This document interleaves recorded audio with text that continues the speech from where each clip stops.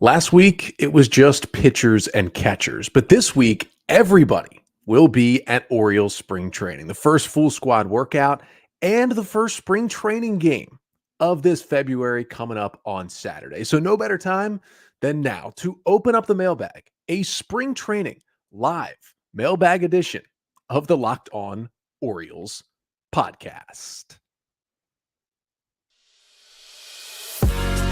You are Locked On Orioles, your daily Baltimore Orioles podcast. Part of the Locked On Podcast Network, your team every day. Hey there, Orioles fans. Today, if you are watching live here, is Sunday, February 18th. If you are listening after the fact, it is Monday, February 19th, 2024. As always, I am your host, Connor Newcomb, and you are listening or watching the Locked On Orioles podcast, part of the Locked On Podcast Network, your team every day. Today, I wanted to do a live mailbag. Haven't done one of these in a couple of weeks, been doing them throughout the offseason, and basically it works like this. If you have any Orioles questions, leave them in the chat, and I will get to as many of them as I possibly can. And as usual, plan to go about 30 minutes. It might go longer if we get a lot of questions in the chat with spring training really kicking off with the first full squad workout of the spring coming up this week. Kind of a perfect time to start answering your Orioles questions here on a Sunday evening. And hey, it's the first Sunday without football, so pretty much officially Orioles season, pretty much officially baseball season. So that's all coming up on this episode of the Locked On Orioles podcast, which is brought to you by FanDuel. Make every moment more. New customers can join today, and you'll get $150 in bonus bets if your first bet of $5 or more wins. Just visit FanDuel.com/lockedon to get started today. So got a couple of questions on the mailbag from people who said they either couldn't tune in live or were just worried about not getting their question in, and so sent them to me. So I wanted to start the day with a question from Izzy, who asks, with both Kyle Bradish and John Means dealing with these elbow issues, how active should the Orioles be in pursuing either Blake Snell or Jordan Montgomery? Now, this is a great question to start off with, and I'm sure a lot of people are going to have similar questions in the chat. I still don't think the Orioles are going to pursue one of those guys if they are still commanding the 5-6 year deals that both of them certainly went into the offseason looking for. But we are into spring training. Spring training has started. We are more than halfway through February, and neither Jordan Montgomery, arguably the best starting pitcher throughout the playoffs on the team that won the World Series, or Blake Snell, who won the NL Cy Young Award last year, they don't have contracts. And so there's been some writing, and MLB Trade Rumors was on top of it late last week, that like, what would it take for one of these guys to take a shorter term deal at this point because it's February, and then maybe try and up their value more and potentially even next offseason retest the free agent market? Because there was something about it that was tough, considering Shohei Ohtani and Yoshinobu Yamamoto were both free agents this year, well above those two guys. And Aaron Nola was a free agent as well, and you could argue him versus Snell and versus Montgomery. But even so, I mean, the National League Cy Young Award winner should have a contract by now. And I understand the drawbacks of Blake Snell, but to be honest, the Orioles should do it. And I tweeted this out last week. I said something like a short-term contract with opt-outs, 3 years, $100 million with opt-outs after every season. So Snell could secure, at the very least $33 million this year.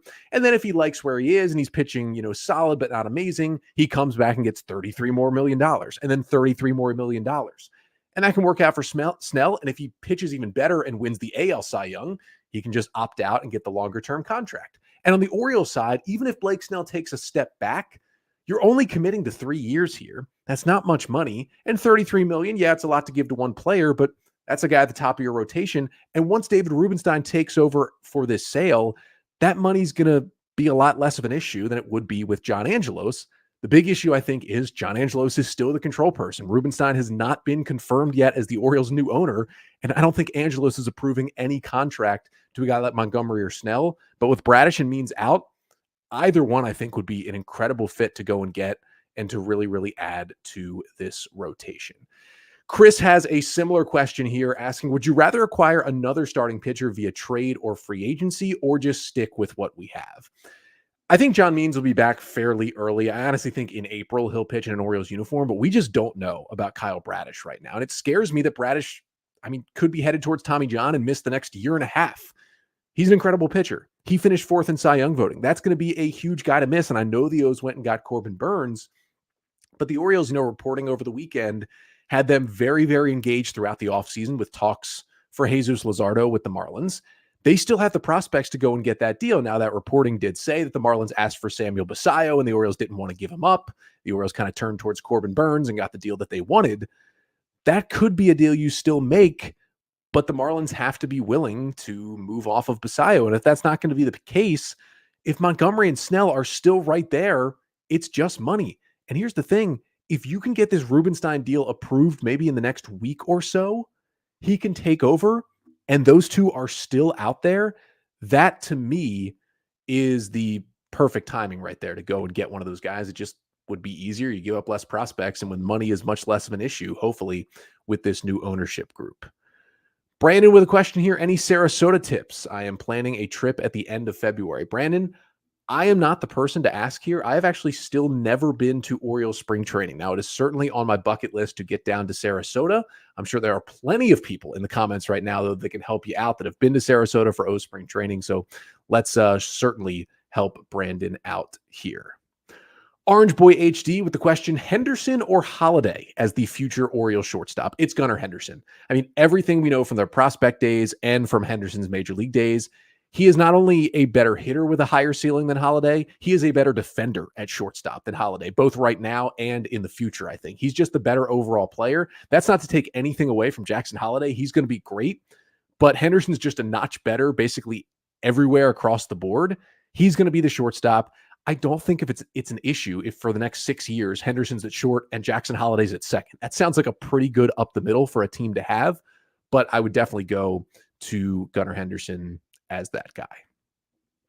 Question here from Chris. Do you think the Orioles can win the World Series with this current rotation? Now, I'm going to take that question as Bradish out, but Means in at some point. Now, if you're asking if for some reason Bradish and Means both miss the season, I'm going to say no. A rotation of Burns, Rodriguez, Kramer, Irvin, and Wells, that's not going to be enough. Now, if you're saying Means comes back in April or May, but you lose Bradish, then you're looking at a different equation. You're probably looking at Burns, Rodriguez, Means, Kramer, and then a combination of Wells and Irvin at the number 5 spot with the other one in the bullpen. That is a tick up. I'm not sure there, but it's not that far off from what the Orioles rotation was last year, and they won 101 games. Now, yes, they did get swept out of the postseason. They can still win a World Series with that rotation because of the offense and the other pieces around it.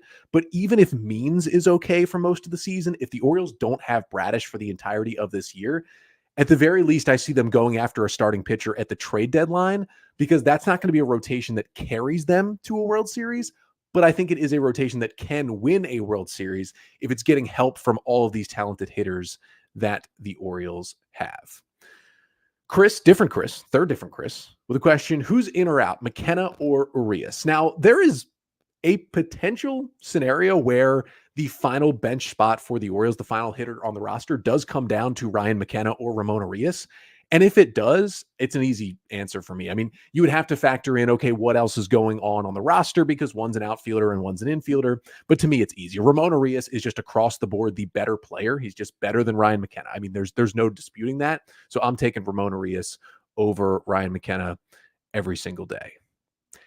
Nathan with a question here. Thoughts on the bullpen? Should we grab another arm for the pen? Nathan, 100% yes.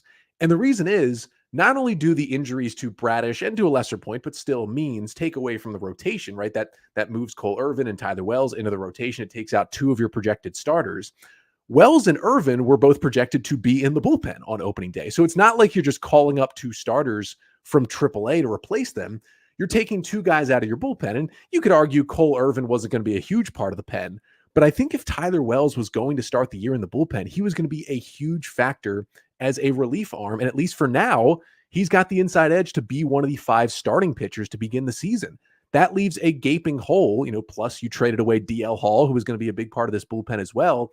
Even before we learned about the Bradish injury, I talked about how I felt like the Orioles needed one more reliever. Now that they have those injuries and there's kind of 2 more open spots in the bullpen, there's basically 4 locks and 4 open spots. I would totally go and get a veteran. The issue is, Nathan, and I talked about this on one episode last week, there's basically nobody really out there in terms of free agents that's worth it to go get when you're talking about relievers. But if you want to make a trade, relievers much cheaper to trade for than starters. I could see kind of an interesting, solid middle relief arm coming over in a trade for Ramon Urias. That is something that would, I think, really, really interest me. I think could be really, really good for this Orioles team. Here is another question from Sparkless Sweets. Do you think Tyler Wells would be content being the setup man or the closer, or do you think he had his heart set on being a starter? Now, I think Tyler Wells, if the Orioles rotation can get healthy, needs to be okay with being a setup man because that's probably going to be his role if Bradish and Means both pitch this year. But I will tell you this, Tyler Wells wants to be a starting pitcher. If anything over the last few years has shown us how good he's been when he's been starting and how devastating he's been when his body has just let him down in the second half of each of the last two seasons, he wants to be a starter. Now it's going to be all about how he fits the team, but he's going to get a chance to do it because of these injuries. He's going to start the year most likely in the rotation, and we'll kind of see where he goes from there. Jack with a question here. Biggest threat to the Orioles in the AL East? You want to say the Yankees, right? Because they added Juan Soto. I get that the Yankees had a down year last year, but a lot of it was injuries. And now they added Juan Soto to a lineup that already had Aaron Judge. But honestly, it's the Rays. Every year it's going to be the Rays. It was the Rays certainly last year. They're going to just continue to do it and do it. To me, they are the biggest threat to the Orioles. Keep those questions coming in. Got some great questions in the chat. Again, pop those questions right here in the chat for this live mailbag. We will get to as many as we possibly can coming up right after this break.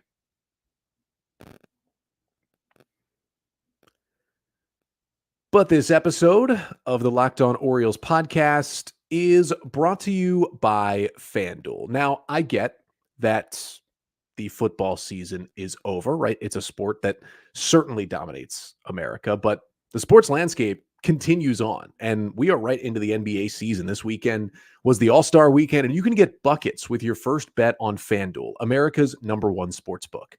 Because right now, new customers get $150 in bonus bets with any winning $5 bet. That's $150 just if your bet wins. And you can bet on all your favorite NBA players and teams with quick bets, live same-game parlays, exclusive props, and more. Just visit FanDuel.com/lockedon to shoot your shot with FanDuel, official sportsbook partner of the NBA.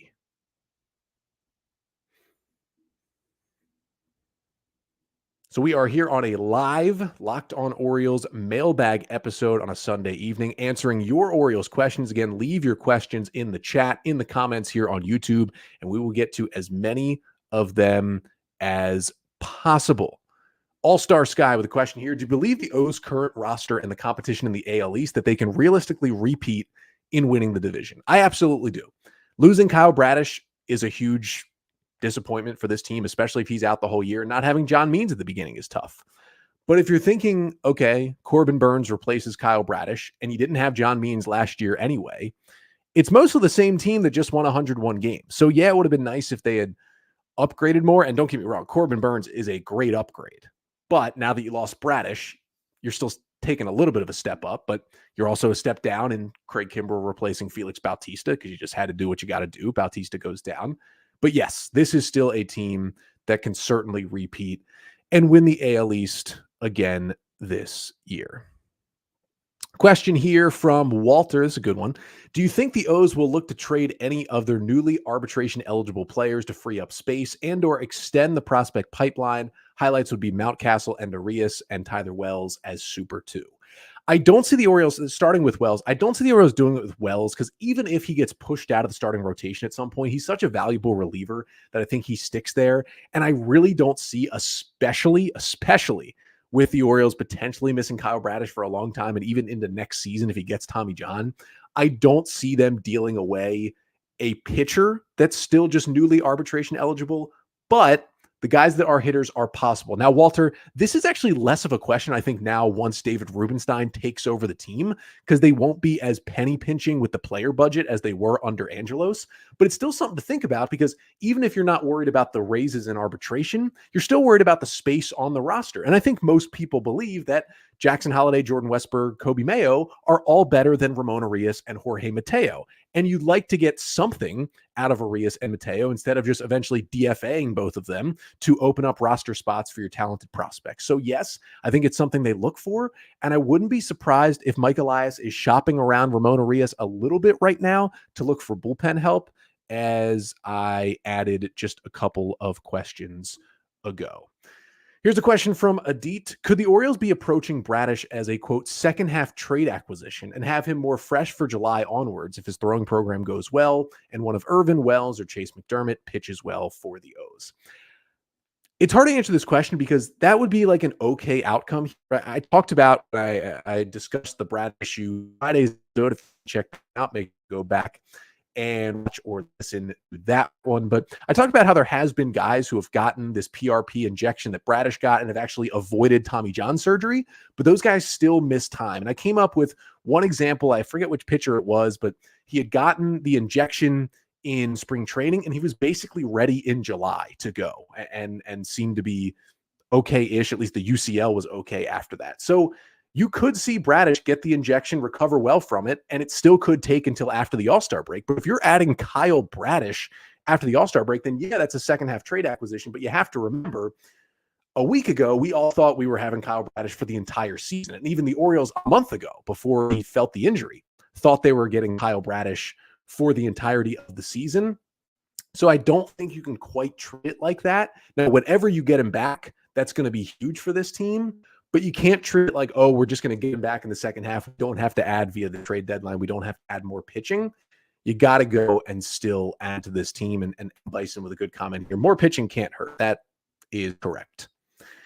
Nathan with a question here. Who's your top three or so guys to watch during spring training? Now, obviously, I'm, for this question, not going to name like Gunnar Henderson, Adley Rutschman, and Corbin Burns because they're just probably the best three players on this Orioles team. But guys that I'm really intrigued to watch this spring training, number one is Cole Irvin for me, especially now that he's been jettisoned into a starting rotation role. Now we don't know how long he'll hold that role, and it's a possibility that, Mean misses 3 weeks and comes back and takes that fifth rotation spot back from Cole Irvin. But Irvin has a chance that he, a couple weeks ago, didn't think he would have a chance to really start the year in the rotation and prove that he can be the pitcher he was 2 years ago, 3 years ago in Oakland, eat some innings, be solid, and just be a good, reliable lefty at the back end of the rotation. He also posted on Instagram the other day that he might have some new stuff in his repertoire that I'm really interested to see from Cole Irvin. So we will kind of keep our eye on that and see what Cole Irvin can do.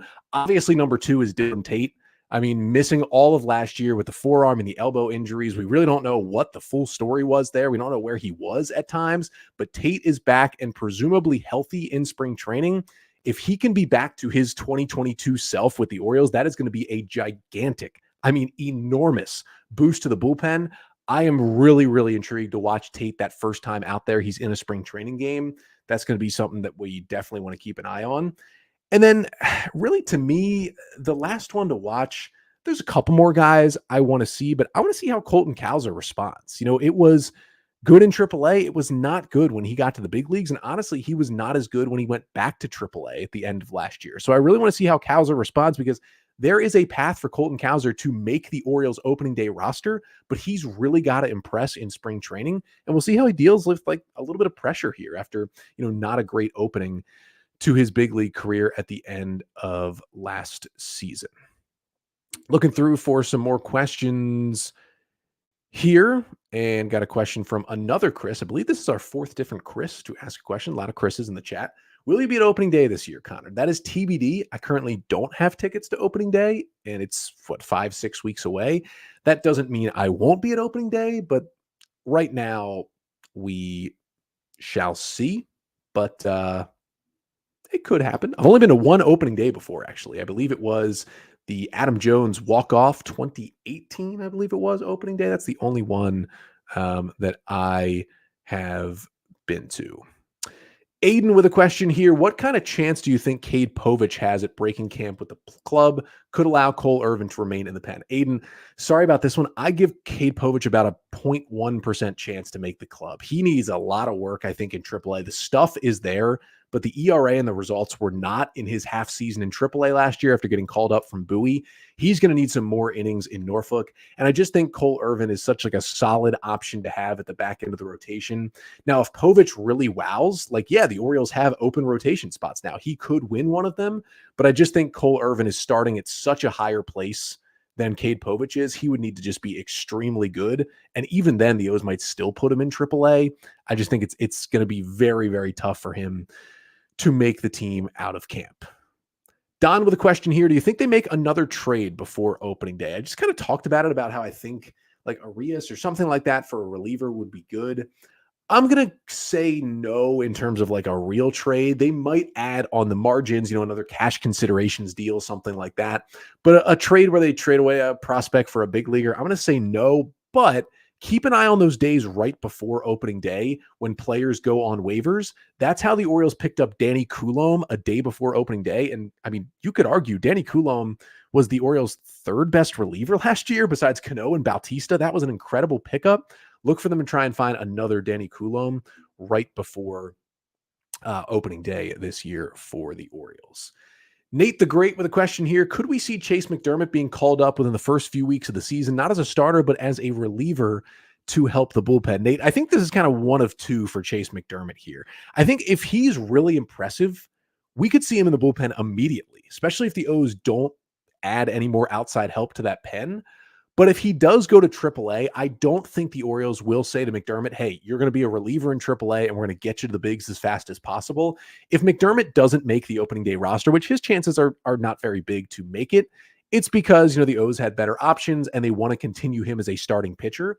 What I will say is I could see them doing something with Chayce McDermott this year, like they did with DL Hall last year. Not in that they deloaded him and sent him to Sarasota to weightlift, but it could be a spot where, okay, it's after the All-Star break. The Orioles need a reliever. McDermott's pitching pretty well, not like lighting the world on fire, but pretty well as a starter in Norfolk, but the stuff looks good. And the Orioles say, all right, Chayce, we need you as a reliever in the big leagues. So we're going to dial it down in Norfolk over the next couple of weeks. You're going to pitch in shorter stints. And then, 2-3 weeks from now, we're going to call you up in August to join the bullpen. I could certainly see that happening for Chayce McDermott. Another question from Nathan. Do you think the Orioles would start Jackson Holliday on opening day to try to get the extra draft pick or wait to get the extra year? That is really the big equation here. If they do start him on opening day and he wins Rookie of the Year, the Orioles will get a draft pick similar to what they got from Gunnar Henderson last year. But if they hold him down for, usually 3, 4, 5 weeks and they cross that deadline for earning a year of service time, you could get an extra year on the end of Jackson Holliday. Now, maybe that's less of a factor with the new ownership, not wanting to penny pinch and keep players for around as long as possible because they know they won't extend them. Maybe David Rubenstein has, bigger idea of just extending Jackson Holliday so they don't have to worry about that extra year. But I'm waffling back and forth so much on Jackson Holliday. I really do want to wait and see how he performs in big league spring training. Right now, I'm going to lean he starts in Norfolk, and the Orioles say because they want him to work on his second base defense. But it's something they're certainly factoring in. And again, you don't get guaranteed the pick, but you also get a really good player from opening day. If you start him at opening day, it's certainly going to be a tough call. I'm leaning no right now for him making the opening day roster. But keep coming with those questions here on the Locked On Orioles YouTube channel. Make sure to like, comment, and subscribe to the Locked On Orioles podcast on YouTube. One more break here, and then we'll come back answering more of your mailbag questions on this live mailbag episode.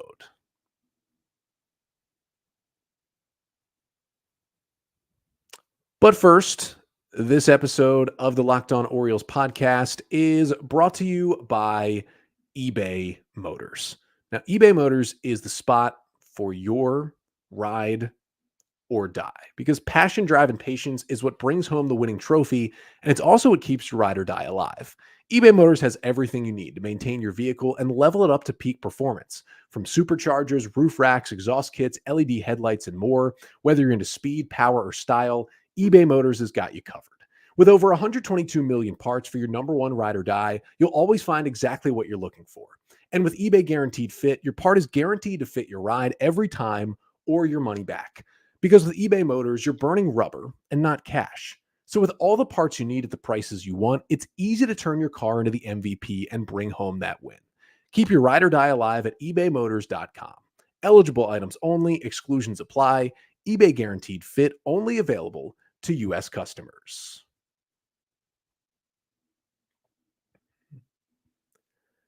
So we're back here on a live mailbag edition of the Locked On Orioles podcast. If you're watching live on a Sunday night, if you're listening in, it is here on a Monday. We thank you so much for everyone who has submitted questions so far. Continue to submit your questions in the chat here, in the YouTube comments. Going to try to go for about 10 more minutes answering your Orioles questions, and we will continue on here. We got a question here from We've Got Movie Side. Matt Crook's minor league numbers look interesting. Do you think he stays? Matt Crook, who the Orioles acquired on basically a glorified waiver claim, a left-handed reliever from the New York Yankees earlier today. I'll actually be talking about him on Tuesday's episode. So I think he stays throughout spring training, but definitely listen to Tuesday's episode.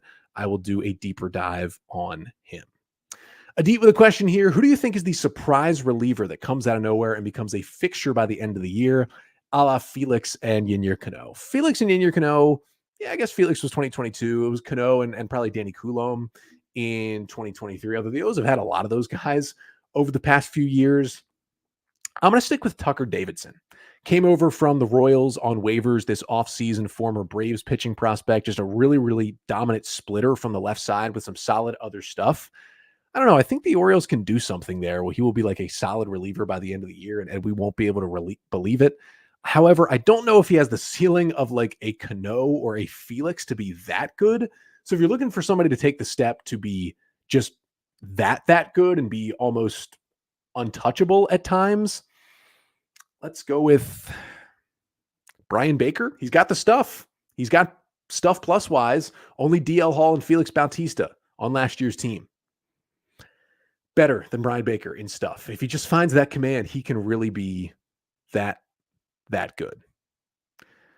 Continue to be. Here we go. KJB with a question here. What surprise player makes the opening day roster in your opinion? How about this one? Some of the Orioles just acquired last week. How about Peyton Burdick for potentially making the opening day roster? The O's, I think, want a better option than Ryan McKenna as like that fourth, fifth outfielder and a right-handed hitter. Sam Hilliard, who's on the 40-man, is a really good option, but he's a lefty. Jorge Mateo could fill that role because Mike Elias, as he said, he's going to work out more and more in the outfield this offseason, but it's still not his natural position. Look out for Peyton Burdick. He's got big exit velocity numbers. He's got a big hole in his swing, but he can play all three outfield positions. He can throw. He can run. He's an interesting prospect. Look out for Peyton Burdick potentially to take that spot.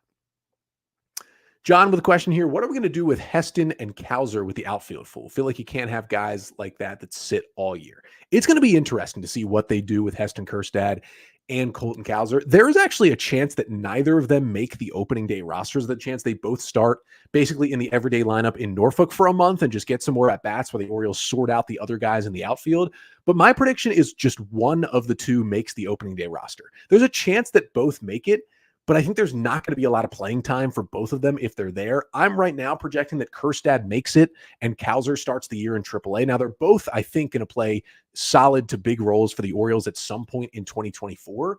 I just think they need Cowser to go to AAA Norfolk and continue to work on the center field defense. Because if he can prove that he can play center field, which I don't really think he's done yet, that makes him so much more valuable to this Orioles team, especially with how the roster is set out now. If he can't, there's bigger questions for him, but I think right now what they'll do, they'll start with Kjerstad in the bigs, Cowser in the minors. They'll each get a big amount of plate appearances, and then they'll wait for a month, 6 weeks, and kind of essentially go from there. All-Star Sky with another question. Do you think there's a chance that Corbin Burns gets extended, or is this just a one-year acquisition? There's always a chance. We know from what he said time and time again, Corbin Burns wants to exercise his right and go to free agency. Totally get that. He wants to explore his options. However, that does not mean the Orioles can't be the team in free agency that signs him. And again, I continue to harp on it, but with David Rubenstein and the new ownership group taking over, it's no longer Angelos. Maybe they're willing to give out that deal. So maybe Burns tests free agency, and then next December or January, he ends up re-signing with the Orioles. What I don't think is going to happen, we're not going to get, announced in July that Burns has signed an extension with the Orioles. That's just not going to happen. He's going to hit free agency, but that does not stop him at all from returning to the Orioles. Chris with a question here. Which under the radar Orioles prospect are you excited about? Well, I love my guy, Maxwell Costas. I've known him for a long time. He might get a chance at AAA this year. First baseman, right-handed, good batter's eye, really good power. They're trying to find another position for him to play defensively. That's kind of been a struggle for him throughout his college and professional career. But the bat is fun to watch, and I am always going to be tuned in to anything Maxwell Costas is doing on the baseball field. And then, to me, I just think this will be the year that Dylan Beavers puts everything together with that swing and takes just a meteoric rise to the Orioles system. I'm not sure if that finishes in the big leagues, but I think it finishes as a Colton Cowser, Heston Kjerstad type numbers in AAA. That means we're really thinking about Dylan Beavers in 2025. John with another question. What do you think we should do with the guys who can't start on the big league club but are sort of ready to be up, like Norby and Mayo, etc.? I think both of those guys, again, they will start in AAA Norfolk, Connor Norby and Kobe Mayo, and potentially Colton Cowser as well. Although I think Norby and Mayo are in different spots. Connor Norby is a good player, a good hitter. He's got a really nice bat. I don't see, unless there's injuries, a spot for Connor Norby to play for the Orioles this year. Quite frankly, I think if the Orioles make another trade, specifically a trade at the deadline, it just feels like Connor Norby's going to be one of the guys. Joey Ortiz was in a similar spot, maybe a little bit of a touch ahead of Norby. It's just really tough for me to find him a regular spot with the Orioles. And I think at every spot you could find for him, there's a better option right now in the system. That's nothing against Norby. He's a great player. I just think he's going to thrive somewhere else. But for Mayo, just be patient. And in the second half of this year, if the Orioles have an opening at third base and he's still crushing AAA, he's very young still, but I think we could see him in the big leagues. Corey with a question. If the White Sox lower their price, will they still be in the mix for Dylan Cease? If the White Sox lower the price, the Orioles will certainly be in the mix for Dylan Cease. But right now, all the reporting says that the White Sox are not lowering the price. Nobody wants to pay that price. And most likely he's going to be on this White Sox team and start opening day. Maybe they rehash things at the trade deadline. Maybe they wait until next offseason to rehash things. But otherwise, yeah, they'd be interested. But right now, I don't think they're lowering it at all. Orange Boy HD with another question. What happens with Masson with Rubenstein buying the team? That is kind of the big question. We got reporting, I believe today from Forbes, that Masson didn't actually add at all to the sale price of the team. Rubenstein basically got Masson for free because it's kind of such a disaster.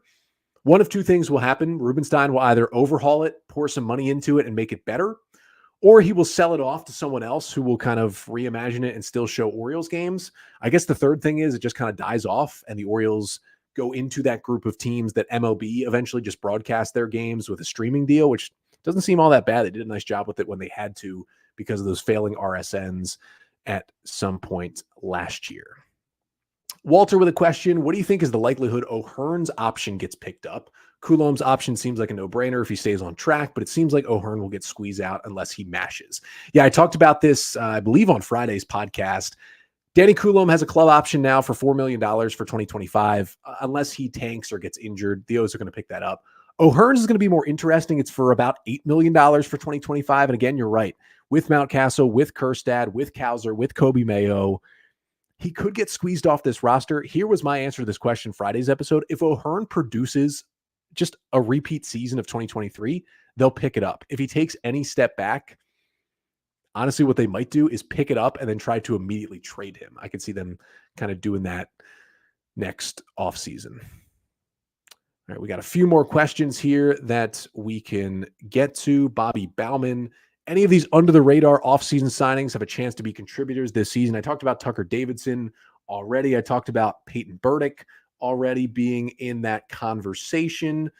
Let's see if I can come up with one more name. Those would be my two main guys right now to try and help the Orioles. Maybe the last guy I'd go with is Jonathan Heasley. Orioles got him in a minor trade, a right-handed pitcher from the Royals earlier this offseason. And I only say Heasley because of the injuries to Bradish and Means. Heasley has a big, vast array of pitches. He throws 6 different pitches. A couple of them are good, some of them not so good. But at the very least, he could be a guy that eats innings as the 5 starter if the O's need him, if there's more injuries. And that could be super valuable if the O's get any more injuries to the pitching staff, because they're one more injury away from being in a really, really bad spot right here. Another question from Bobby Bauman. What is Mike Bauman's future with the O's? No relation, just rooting for a fellow Bauman. Mike Balman was going to be in a really tough spot until the Bradish and Means injury. He's still right on the roster bubble, but I think with those injuries and with Irvin and Wells moving from the bullpen to the rotation, 2 more spots open up in the pen. And I think almost certainly one of those spots is going to go to Mike Balman on opening day. Now, that doesn't mean, right, he's going to play a big role in the bullpen. He was really good in the first half last year, tailed off, got sent to AAA, and wasn't on the postseason roster at the end of the year. I think his command is still an issue, and it's not like too many walks command. It's too many mistake pitches in the middle of the zone that turn into home runs command for Mike Balman. I still like the stuff. He needs to make some changes this offseason, but I think the injuries were kind of a break for him. He's got a front row seat to an opening day bullpen spot. He's just got to make the most of it at some point this year and really end up kind of locking down one of those spots. Let's see. We got time for, let's say, 2 more questions here on this mailbag episode. Got some questions about Colton Cowser and Heston Kjerstad. Kind of talked about that a little bit. Here's a good one from Bergie. Do you see Westberg as a long-term starting option, or will the prospects surpass him? What I see Jordan Westberg as long-term is like a fantastic super utility guy. He can play third. He can play short. He can play second. He can play a little bit of left field and right field if you need him to. He's a confident hitter. He's a good defender at all of those positions. I really see Jordan Westberg in the future, maybe never as a guy who plays or gets, 600 plate appearances, but I see him as a guy that still plays 135, 140 plus games for the Orioles per season. Because even when he doesn't start, he's coming in as a pinch hitter and a defensive replacement, and they're moving him around to different spots. I think he can be such a versatile weapon that eventually I could see an infield, even for the Orioles, of Mayo at third, Henderson at short, Holiday at second, Kjerstad at first, but Westberg is that roving infielder, giving guys days off, hitting against the good matchups, playing a little outfield, being just a perfect player on the bench that I think is going to be really, really important for this Orioles team very long term.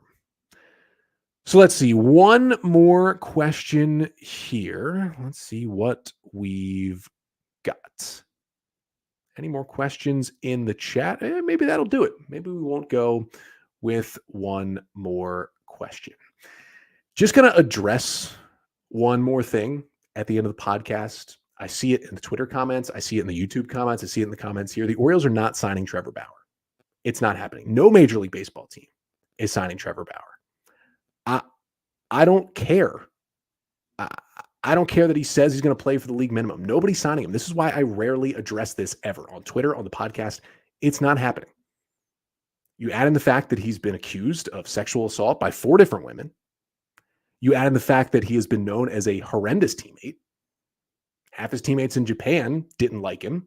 The fact that hasn't pitched in Major League Baseball since 2021. The fact that his stats went way down that year when they enforced the sticky stuff ban. He's just generally a nightmare, a terrible teammate, and not a good person who should not be playing in Major League Baseball. It's really that simple. It's truly that simple. I don't understand the comments. He got the charges dropped. There was one of the 4 cases where he settled out of court. One of the 4 cases. And guess what? Even in that spot, he still physically assaulted that woman, knocked her unconscious.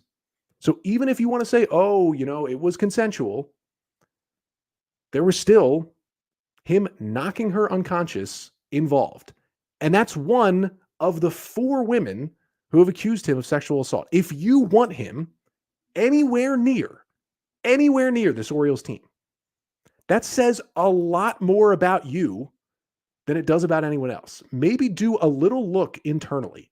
If you think about this incredible clubhouse the Orioles have built, I got to give Mike Elias credit. They've done a fantastic job of building a clubhouse that these guys love each other.